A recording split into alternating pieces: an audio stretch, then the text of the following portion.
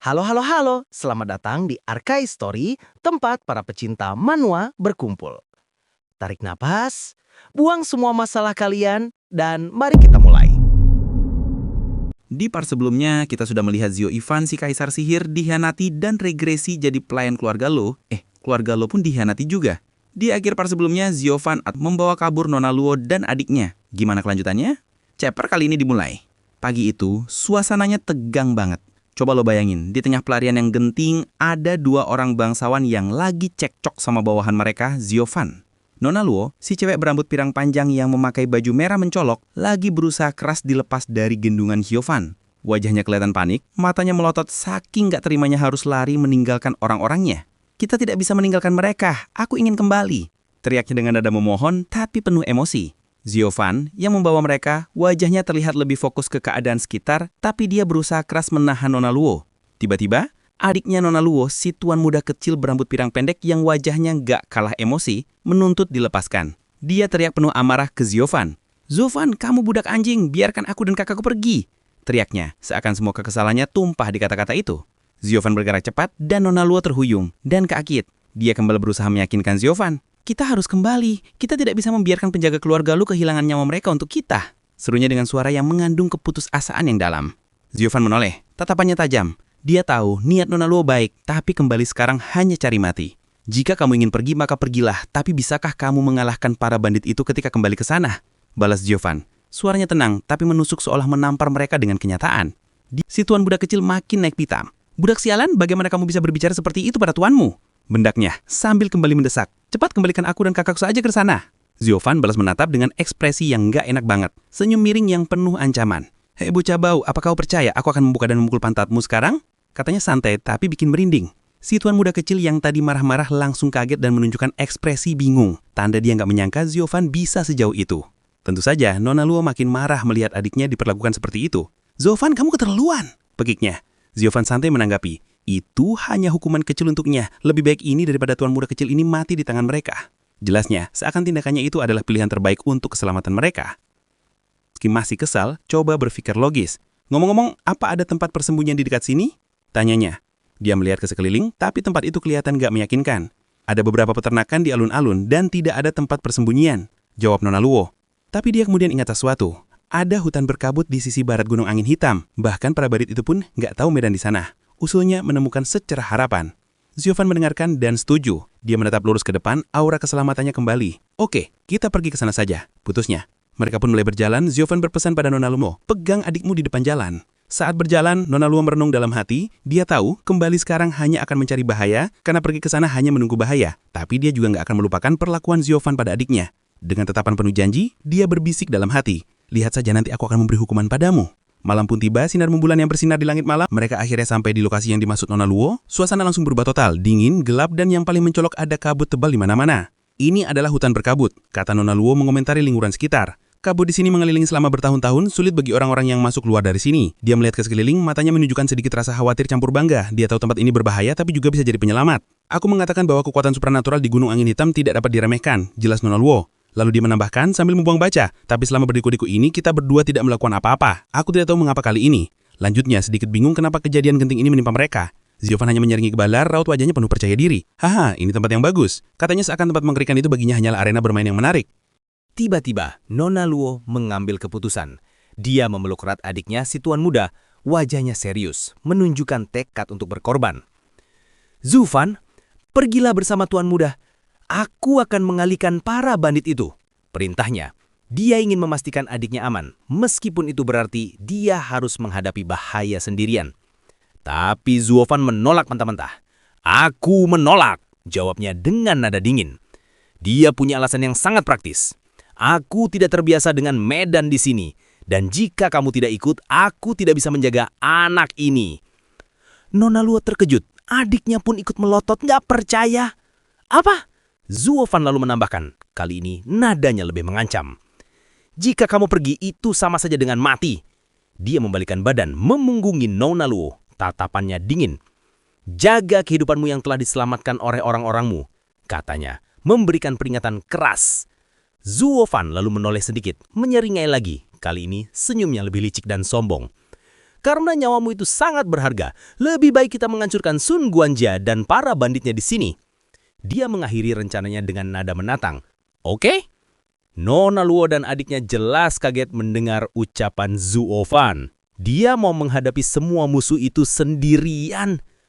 Nona Luo membentak, Zuofan, apa kamu gila? Kau akan mengalahkan mereka dengan dirimu sendirian. Adiknya ikut memprotes, memberikan fakta-fakta yang bikin rencana Zuofan makin terdengar gila. Sun Guanjia memiliki jumlah kekuatan Qi yang banyak, dan ada 4 orang kuat lain bersama dia. Si tuan muda itu benar-benar marah. Kau budak anjing yang banyak omong kosong. Bahkan jika bergabung dengan Pang Tongling, kamu bukan lawannya. Apa yang bisa kamu lakukan untuk situasi saat ini? Zuofan hanya memutar badan dan tersenyum lebar. Matanya penuh ambisi gelap. Sekelompok sampah itu tidak cocok untuk melawanku, Zuofan, katanya, meremehkan semua musuh mereka. Dia lalu menoleh ke Nona Luo, mengulurkan tangan. Ekspresinya serius, tapi nadanya seolah sedang membuat kesepakatan bisnis. Bagaimana pula kamu bisa mendengarkan pendapatku sekarang atau menyerahkan diri kepada mereka? Dia lalu mengajukan tawaran tak terduga. Bagaimana Nona dengan pertaruhan ini?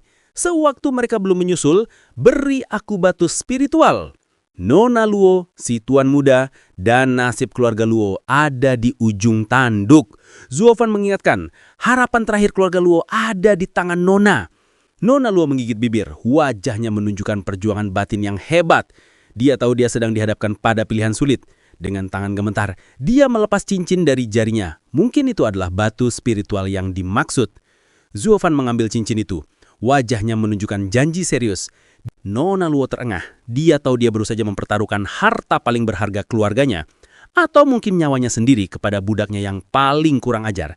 Dia harus percaya pada keseriusan dan ambisi gila dari Zuofan karena tidak ada pilihan lain.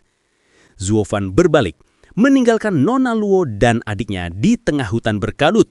Sebelum pergi, dia cuma bilang, tenang saja, Nona tunggu saja di sini. Si tuan muda Yunhai yang masih kesal langsung bilang, Kakak, kamu harus mengajarnya dengan baik nanti.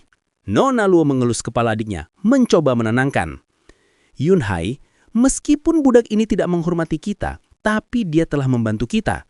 Ini lebih baik daripada mereka yang diam dan omong kosong saja. Kita seharusnya bersyukur, katanya. Dia lalu berbisik sendiri. Aku tidak tahu dia sekarang seperti apa. Zuofan, dia berubah. Sementara itu, Zuofan sudah masuk lebih dalam ke hutan. Dia menyadari kalau lokasi ini bukan sekedar hutan, tapi sebuah formasi energi alami yang kuat.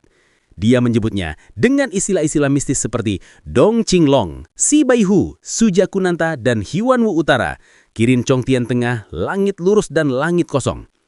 Sayang sekali orang-orang tidak tahu bagaimana melakukannya. Di sini, ini adalah arai besar alami, pikirnya sambil melihat lingkungan sekitar yang diselimuti kabut. Dengan senyum penuh ambisi, Zuofan memegang batu spiritual dari Nona Luo. Dia punya rencana besar. Tapi kali ini aku datang, akan kuubah menjadi Gunung Tianmu yang kedua. Dia mulai merapal. 9 gerbang hantu terpencil terbuka. Roh jahat kuartet datanglah.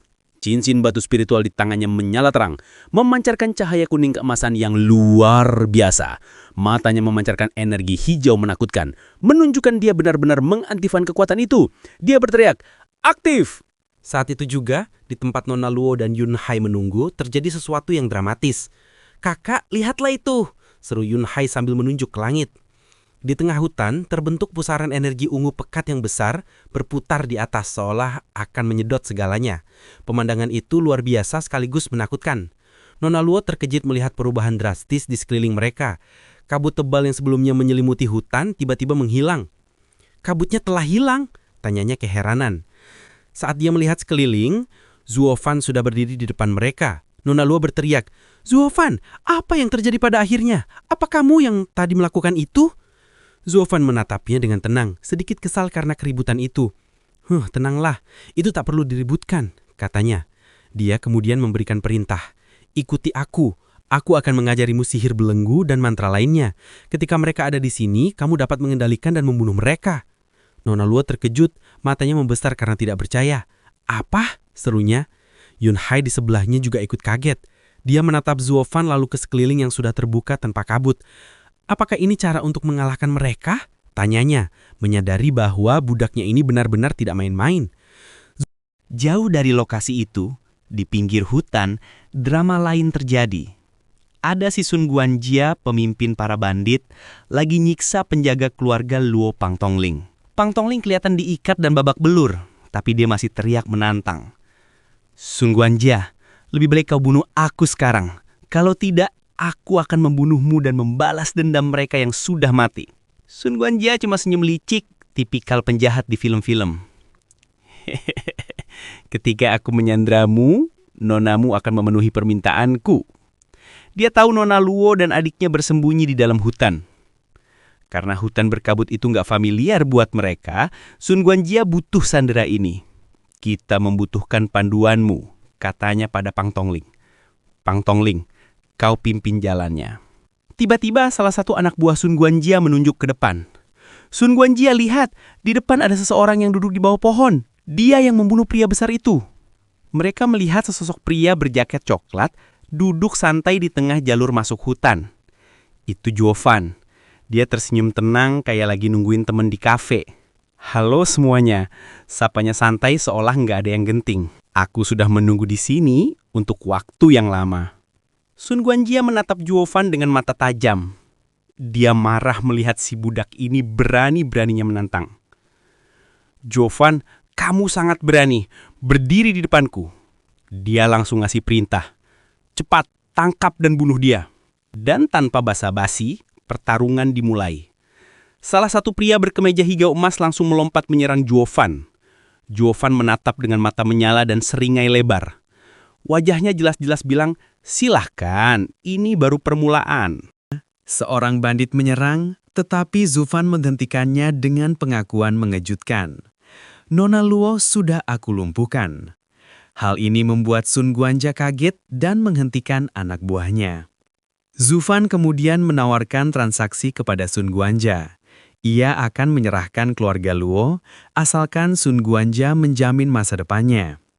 Zufan beralasan bahwa keluarga Luo telah kalah, dan ia tidak mau terus berada di jalan buntu, memilih untuk mencari jalan baru dengan mengorbankan mereka. Sebagai kartu truf, Zufan menunjukkan seutas tali merah yang diklaim sebagai penanda lokasi persembunyian keluarga Luo di hutan berkabut. Sun Guanjia, meski curiga, akhirnya setuju. Situasi memanas saat Pangtongling tiba-tiba muncul dan berteriak marah, menuduh Zufan sebagai pengkhianat dan Sun Guanjia sebagai penjahat. Zufan memimpin Sun Guanjia dan anak buahnya jauh ke dalam hutan yang gelap. Ketika Sun Guanjia bertanya mengapa mereka berhenti, Zufan berbalik dengan senyum sinis dan mengungkapkan niat sebenarnya. Aku membawamu ke sini, ke jalan Huang Quan, tempat di mana kau akan mati. Kepanikan melanda Sun Guanjia. Tak lama kemudian, seorang anak buahnya melapor bahwa tali merah penunjuk jalan kembali telah rusak dan Pangtongling, yang ternyata diselamatkan, telah menghilang. Sun Guanjia menyadari dirinya ditipu mentah-mentah. Kabut di hutan perlahan berubah menjadi merah. Sun Guanjia akhirnya sadar bahwa ia telah terperangkap dalam metode array, formasi energi. Adegan berpindah. Zufan berada di hutan yang lebih aman bersama Nona Luo. Nona Luo tersenyum puas, mengonfirmasi bahwa mereka telah berhasil mengendalikan para bandit dan menyelamatkan Pangtongling. Zufan bertekad untuk membantu Nona Luo. Ia kemudian memeluk Nona Luo dari belakang dan memimpin langkah mereka di atas formasi energi. Sesaat setelah itu, formasi energi kuning jingga meledak dan sinar biru menusuk ke bawah, meluncurkan serangan dahsyat. Di tempat Sun Guanjia terjebak, kengerian melanda.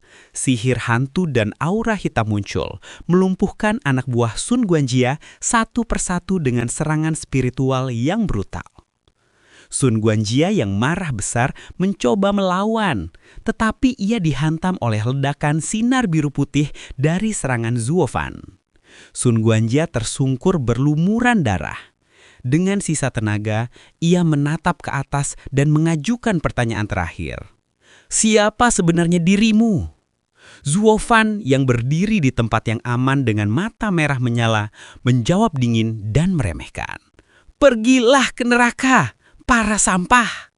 Menutup drama pengkhianatan ini dengan kemenangannya mutlak.